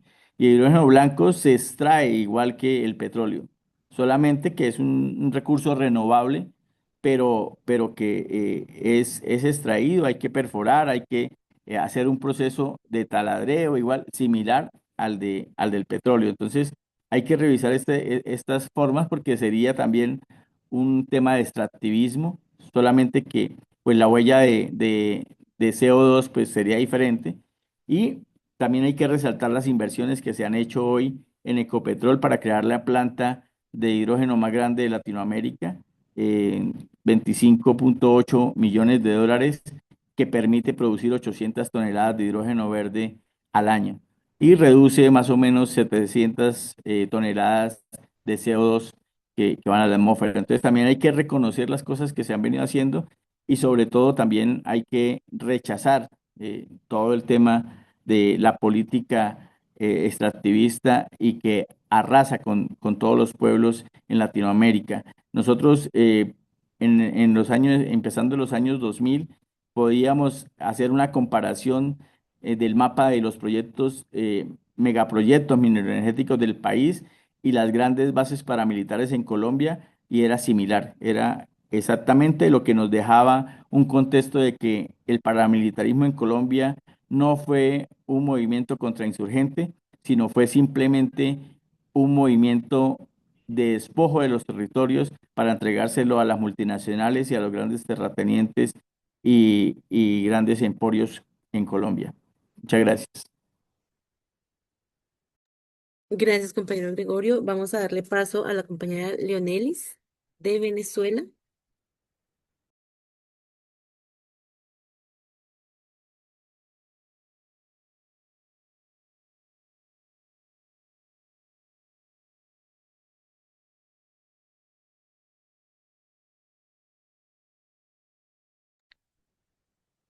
Bueno, al parecer nuestra compañera tiene problemas. Le vamos a dar paso al compañero Felipe de Argentina, mientras que nuestra compañera Leonelis soluciona el problema del audio. Bueno, compas, trato de retomar algunas cositas que se dijeron y voy sobre la pregunta brevemente, así no alargamos tanto. Acá también se acerca la hora de comida, así que da más ansiedad. Coincido con lo que decía Patricio sobre que sí es un tema geopolítico y que el rol de Estados Unidos u otros países es muy importante. Yo sí lo que quiero marcar como una cuestión relevante es que muchas de estas cuestiones de dominación no la pensemos solamente en términos geográficos, ¿no? Por ejemplo, la empresa del cobre chilena, la estatal, estaba explotando en Ecuador. Por ejemplo, hay empresas petroleras de origen argentino que explotan en otros países de América Latina. Entonces, en esa clave me parece que es importante observar la cuestión de clase que ocurre en ese tipo de conflictos. Y también, como decía Susana, yo coincido con la cuestión de que los fósiles son fundamentales, carbón, petróleo, gas, Pero no tenemos que dejar de pensar algo cuando pensamos las transiciones energéticas. El petróleo, perdón, el capitalismo durante 3 siglos no utilizó los combustibles fósiles. Los combustibles fósiles se empezaron a utilizar de manera masiva durante el siglo XIX, de la Revolución Industrial. ¿Qué nos quiere decir esto? O sea, durante muchos años, ¿cierto? Se utilizó sobre todo la fuerza de los ríos y la energía eólica. Esto nos quiere decir que el capitalismo, si bien hoy está traccionado de manera fundamental por los fósiles, puede sobrevivir a los fósiles. Un escenario posible es una reconversión, una transición energética del capitalismo verde que modifique la base energética hacia otro tipo de energías. Ahí claramente hay un montón de dificultades, hay un montón de dificultades técnicas, no existen minerales, no existe materia que pueda sostener los niveles de consumo actuales con energías renovables. Sin embargo, todo esto es como todavía parte de una cuestión, un debate tecnológico, ¿cierto? Aparecen otras energías, etcétera. Vuelvo sobre la base de lo que decía hace un rato. Teniendo conciencia de los impactos locales y de la cuestión de la crisis climática, el debate no puede ser energía solo en torno a las fuentes, sino también a quienes las controlan y cuál es su consumo. El, en donde quien controle la transición energética controlará la economía del futuro. Por eso es tan importante también el debate sobre transición energética. Yo quería contar que acá en la provincia de Neuquén estamos en una campaña que se llama Salvemos el Marimenuco. El Marimenuco es un lago artificial donde se obtiene el agua, cierto, parte fundamental del agua para el consumo en las principales ciudades de la región, cierto, la ciudad de Neuquén, en la ciudad de Cipolletti, la ciudad de Plotier, la ciudad de Centenario, y también para actividades productivas, sobre todo frutícolas, ¿no? El fracking avanza de manera tan acelerada en estos territorios que incluso está avanzando sobre esas fuentes de agua. Esto es una cuestión gravísima y que habla de la inexistencia de políticas ambientales a nivel nacional y a nivel provincial. Acá el petróleo es de dominio, es de recurso de las provincias, somos un país federal, y es inexistente la política ambiental. Entonces, lo que nosotros observamos es un avance sobre cualquier cuestión, incluso sobre el agua, ¿no? Entonces, la defensa del agua es una cosa que es para nosotros fundamental, muy en sintonía con organizaciones mapuches, ¿cierto? La Confederación Mapuche de Neuquén, la comunidad Cachipayín, que es la comunidad que está siendo invadida en este momento ahí en el Marimenuco, ¿cierto? Es uno de los ejes angulares para esta disputa. Entonces, me parece importante que vayamos pensando en esa lógica también, ¿no? O sea, si hacemos este diagnóstico sobre los fósiles que venimos discutiendo, con quiénes, desde qué lugar hacemos la construcción, ¿cierto? La lucha en torno a la cuestión de los fósiles. Para nosotros, las organizaciones mapuche son y fueron fundamentales. Acá, históricamente, la izquierda discutió la cuestión del petróleo como más o menos renta. Así fue, básicamente, cómo se distribuía, ¿no? Así fue el debate en el siglo XX. Y fueron las comunidades mapuches quienes pusieron en el centro de la discusión la cuestión de la salud, la cuestión del ambiente, ¿no? Y eso fue un legado muy importante que nos dejaron hace unos 30, 40 años, que nosotros hoy caminamos sobre ese sendero, ¿no? Sobre esas disputas previas. Nosotros creemos que la cuestión de los fósiles es una lucha estratégica porque vincula la discusión de la crisis climática con los impactos locales y tiene un potencial internacionalista muy importante, ¿no? Como lo que contabas un ratito atrás, ¿cierto? De ese diálogo a partir de la persecución de Chevron Texaco en Ecuador y también acá en la Argentina.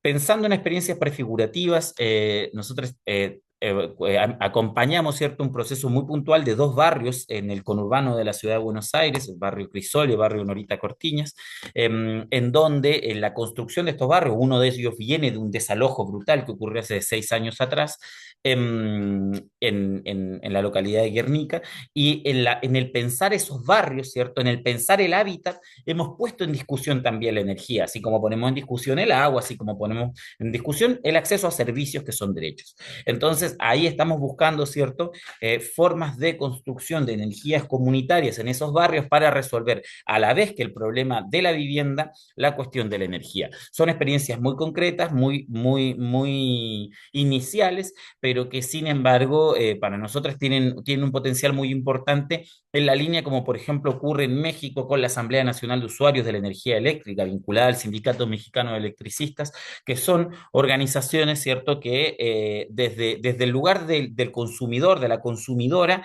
dan esta disputa por el derecho a la energía. Me parece que ahí encontramos, ¿cierto?, en esa unión entre los sitios de extracción, yo contaba, del pueblo mapuche, con organizaciones piqueteras, organizaciones barriales, con organizaciones urbanas, ¿cierto? Ahí hay una clave muy importante, una trama muy importante en la disputa de la energía que, insisto, no la tenemos que pensar como la disputa contra un tipo de fuente en particular, sino en la disputa por un derecho humano. Última cosa que digo, cuando fue el paro nacional, creo que el año 2021 en Ecuador, cuando se hace el acuerdo de las organizaciones que lideraban, principalmente la CONAIE, pero no solo la CONAIE, que lideraban ese paro, llega a un acuerdo porque había un decreto sobre los subsidios a los combustibles fósiles. Entonces era re interesante lo que ocurrió, porque el movimiento indígena lo que ponía en primer lugar era la búsqueda de que no se explote más petróleo en los territorios indígenas.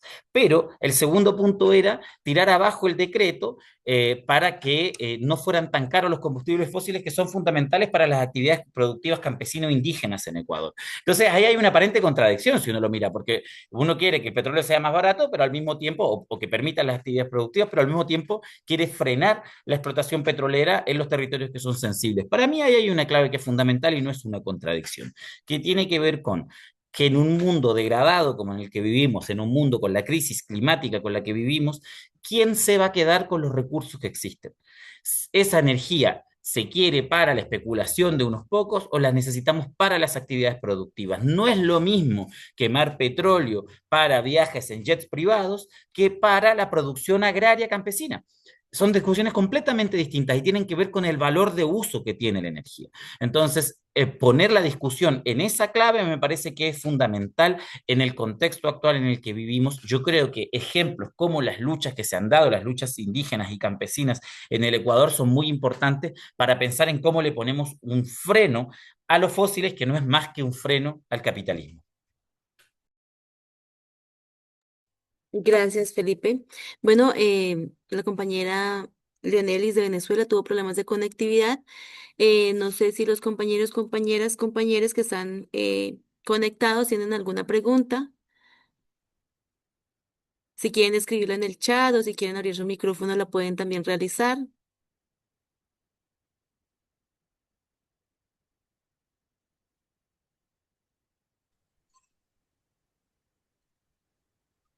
Mm.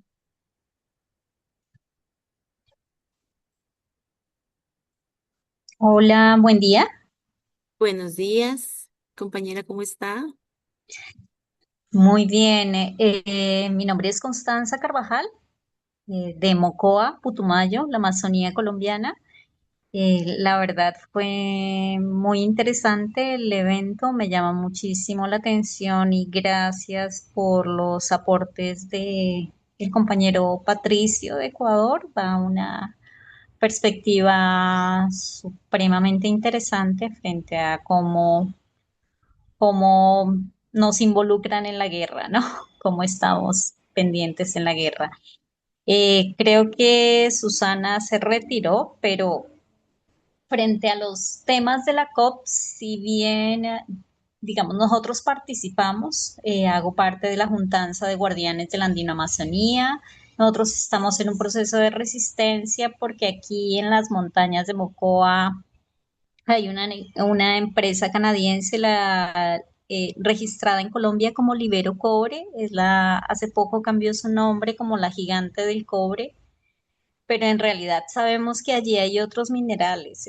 Estos títulos es un título abierto que reúne otros minerales y está en riesgo el sitio donde nacen las aguas, la estrella hídrica del país, de Colombia. Acá nace el Putumayo, el río Putumayo, el río Caquetá, muy cerca del Magdalena, el Patía. Y participamos de la COP, si bien hubo una zona verde muy interesante, pero también hubo una zona azul, ¿no? y en la zona azul estaban ubicadas las empresas, todas las empresas que explotan los territorios, ahí uno encontraba en la zona azul, pero además era el sitio de negociación. Finalmente de esa COP uno queda como en la incertidumbre. Bueno, finalmente la participación en las COP, ¿hacia dónde nos lleva? ¿Qué se discute o estamos siendo simplemente como fichas en un ajedrez que nosotros intentamos visibilizar las problemáticas,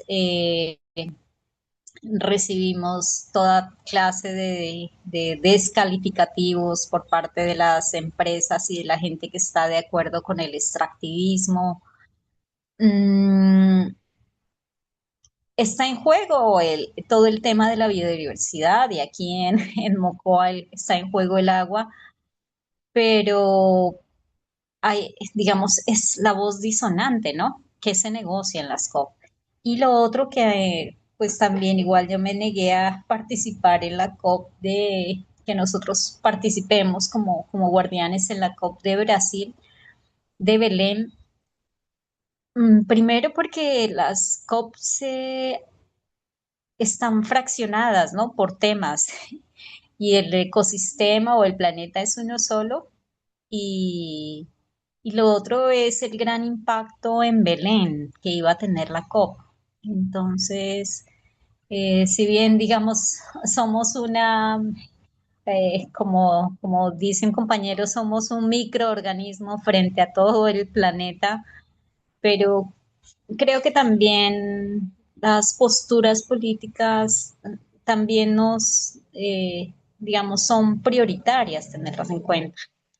Eh, Frente a la exposición del compañero del abuso, también digamos que sería muy interesante, muy importante que esos principios políticos también se trabajaran un poco más a fondo, por lo menos en el abuso de Putumayo. Para nosotros es un poco contradictorio como ellos en las pasadas elecciones apoyaron eh, otras propuestas del gobierno centro derecha, eh, que como que nos entramos en confusión. Uno dice, bueno, el extractivismo, cómo está minando también este tema de la paz y de pensar en otras maneras y otros modos de relacionarnos. Y también quería mencionar que el compañero de Argentina dio una perspectiva así fundamental, muy bonita, eh, muy brillante sobre que antes no se dependía de los combustibles fósiles para poder las comunidades vivir y desarrollarnos. Y es así como se han vivido procesos de transición, ¿no? Eh, no es el primero, estamos transitando y, y también mencionar pues que hace 30 años o un poco más eh, se, un investigador hizo la fractura hidráulica del agua para que los vehículos tuvieran movilidad y él fue asesinado. Y justamente uno ve que había a nivel en ese momento, y era todo el tema de también el tema petrolero fue muy fuerte en ese momento. Entonces uno dice, bueno, ¿qué pasa? ¿Cuáles son los poderes que se mueven, ¿no? En este mundo y cómo también nosotros, desde estas organizaciones pequeñas, estos territorios, eh, aislados, alejados, también como que cómo nos impactan todas esas decisiones. Muchísimas gracias a todos y todas por compartir. Gracias a usted, compañera Constanza, por también aportar a este foro, a este conversatorio que nos deja varias claves: la centralidad del imperialismo fósil en la crisis actual, la necesidad de disputar la soberanía energética desde los territorios, desde abajo, desde cada una de las necesidades reales y la potencia de las experiencias comunitarias y sindicales, territoriales y populares, ¿cierto? Agradecemos a nuestros compañeros, compañeras, agradecemos al compañero Patricio, a la compañera Susana, al compañero Gregorio, a la compañera Leonelis, que tuvo al final problemas de conectividad, al compañero Felipe también de Argentina por sus aportes. Hemos sido muy puntuales con el tiempo, 2 horas hemos trabajado en este conversatorio, desde Colombia, Argentina, Ecuador y Venezuela. Aparecen caminos diversos, pero con un hilo en común, la centralidad de los territorios, de las comunidades, de los y las trabajadoras, de las organizaciones populares y la construcción de alternativas. En ese sentido, la soberanía energética que necesitamos no juega solo en Estado ni de mercado, sino en la capacidad de nuestros pueblos de decidir colectivamente cómo habitar los territorios, cómo producir energía y cómo integrarnos internacionalmente desde abajo, desde cada uno de los territorios, más allá del capitalismo verde y de las falsas soluciones cuando no se conocen realmente las necesidades y el sentir de cada uno y cada una de los territorios. Cerramos entonces esta conversa diciendo que no hay transición energética justa sin justicia social, sin justicia territorial y sin cambio cultural. Y no hay integración real sin una articulación de las luchas extractivistas en nuestra América. Vamos a dar una ronda a los compañeros panelistas de 1 minuto para que hagan el cierre y la despedida del espacio. Empezamos con el compañero Felipe. Solo agrego ahí que ahí, como la compañera Corina desde Uruguay está contando que ahí están en lucha en contra de la prospección sísmica en el mar, en Uruguay, que llegó el barco que comete ese ecocidio y que están con varios tipos de medidas, dentro de ello una cautelar, pero que sigue la justicia muda. Eso es lo que está contando Corina. Parece muy importante visibilizar las distintas luchas que tenemos para ponerle el freno, ¿cierto?, a este tipo de proyectos que, como bien dice Corina, son ecocidas, así que también hay la invitación que también ayuda mucho, ¿no?, a seguir en redes sociales y a compartir cierto este tipo de espacios, la campaña Salvemos el Marimenuco, la campaña, el espacio, ¿cierto?, la Asamblea Mar Libre de Petroleras Uruguay, que los puedan seguir también, que puedan compartir, porque eso también ayuda a que se visibilice en muchas partes este tipo de luchas. Gracias, compas. Gracias, Felipe. Compañero Gregorio. Sí, y en este minuto, pues también quiero responderle a la compañera Susana, y es que, perdón, a la compañera Constanza, y es que precisamente los compañeros del Putumayo, de Orito, hacen parte del bloque de nuestro sindicato que está a favor del fracking y que pues están apoyando a cualquiera que les diga que va a hacer el fracking en Colombia. A ese sector político lo apoyan independientemente de los principios y la plataforma política de esta organización sindical. Y segundo, pues agradecerles a todos por escucharnos. Sabemos que los tiempos son cortos, pero creemos que esto es el abrebocas de todo lo que tenemos que hacer en la integración latinoamericana y mundial para precisamente luchar contra el extractivismo, velar por nuestra vida, por la vida de los ecosistemas y principalmente de la vida humana. Y entender también que pues no es un tema fácil ni pronto, porque desafortunadamente, como en algo que decía Felipe, el 90% de lo que utilizamos o el consumismo en el mundo proviene de la industria petrolera. Muchas gracias. Gracias, compañero Gregorio. Damos paso al compañero Patricio. Muchas gracias. Sí, simplemente agradecer el espacio, ¿no? Es un espacio importante el poder conocernos, comunicarnos, el poder avanzar en este proceso de lucha en base al control de nuestros territorios, ¿no? Al control efectivo de los territorios, al control eficaz, digamos, de los territorios para impedir el avance del extractivismo. Que claro que como connotación el extractivismo tiene este plus de acumular capital para que ciertas familias, empresas lucren, ganen a costa de la destrucción de la naturaleza de las personas, explotando, digamos, la naturaleza de las personas. Simplemente eso, ¿no? Agradecer el espacio y claro, esto trasciende también al capitalismo verde, ¿no? Es decir, el tema de las COP es un mercado de la biodiversidad, prácticamente, donde están vendiendo y comprando los recursos al mejor postor y las organizaciones estaríamos al margen de estos negociados que son en la zona sur, que decía la compañera. Y bueno, entonces en todo caso estamos luchando, ¿no? Hay varios compañeros que estamos en lucha frente al avance del extractivismo. Muchas gracias. Gracias, compañero Patricio. Gracias a la compañera Susana, como a la compañera Leonelis por participar en este panel. Agradecemos de manera especial a los compañeros, compañeras, compañeros que se conectaron a este conversatorio. Esperamos que haya sido de gran provecho para cada uno de ustedes, para cada uno de sus procesos, de sus regiones. Por último, en el chat dejamos el link de la página de Pueblos contra el Extractivismo, que es un espacio de unión internacionalista, donde ustedes pueden encontrar más información y hacer parte también de este proceso. En verdad, muchas gracias y feliz tarde, feliz día, feliz noche para todos, todas, y muchas gracias por participar. Muchísimas gracias. Muchas gracias, excelente espacio. Gracias a ustedes.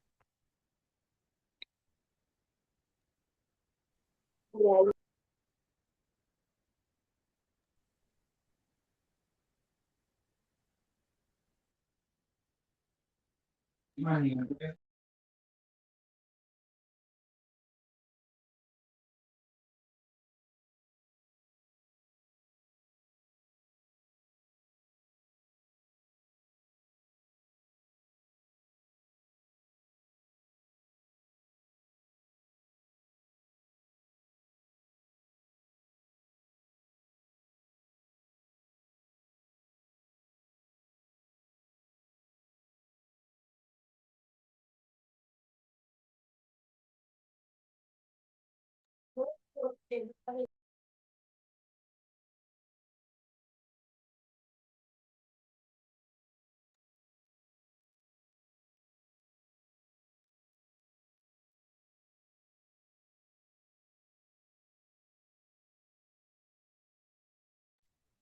Un abrazo, compas, nos vemos.